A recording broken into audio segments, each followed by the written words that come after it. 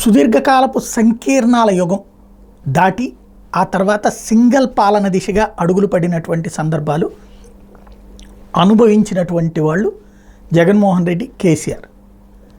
కేంద్ర స్థాయిలో నరేంద్ర మోడీ 2014 అధికారులకు వచ్చిన, 19 అధికారులకు వచ్చిన, 24లో అధికారులకు వచ్చిన, మొదటి 2 సార్లు సింగిల్గానే మెజారిటీ వచ్చింది. కానీ కూటమి ప్రభుత్వాలే ఏర్పాటు చేశారు, డామినేటెడ్ రోల్ వచ్చింది. కానీ ఇప్పుడు కూటమి ప్రభుత్వం వచ్చాక కొంత చేతులు కట్టేసినట్టు ఉంటుంది. అదే సందర్భంలో ఆ 2 టర్మ్స్లో కూడా కేసీఆర్ సంపూర్ణమైనటువంటి అధికారాన్ని అనుభవించారు. ఎలాంటి ప్రాబ్లం లేనటువంటి ప్రభుత్వాన్ని ఎంజాయ్ చేసుకొచ్చారు.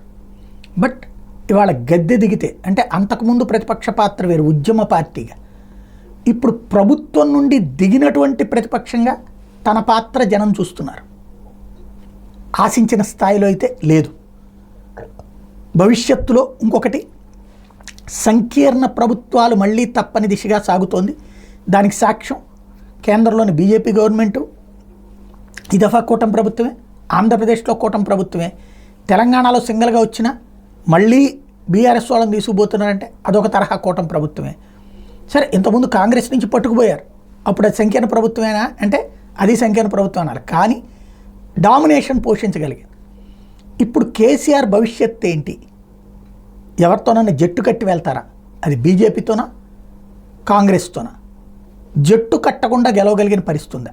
ఇది కేసీఆర్ ముందు ఉన్నటువంటి అంశం. సేమ్ జగన్మోహన్ రెడ్డి జట్టు కట్టకుండా 14లో ఓడారు, జట్టు చేతిలో ఓడారు.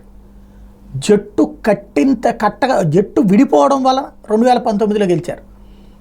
ఆ తర్వాత మళ్ళీ అవతల ప్రత్యర్థులందరూ జట్టు కడితే 2024లో ఓడారు. ఇప్పుడు మరి ఎవరితోనైనా జట్టు కడతారా తన భవిష్యత్తు కోసం? అది కమ్యూనిస్టులతోనా, భారతీయ జనతా పార్టీతోనా, కాంగ్రెస్ పార్టీతోనా, లేదా కాంగ్రెస్ కమ్యూనిస్టులతో కలిసి పొత్తు పెట్టుకుంటారా, లేదా సింగిల్గానే సింహం లాంటి డైలాగులతోనే ముందుకెళ్తారా? చూడాల్సి ఉంది.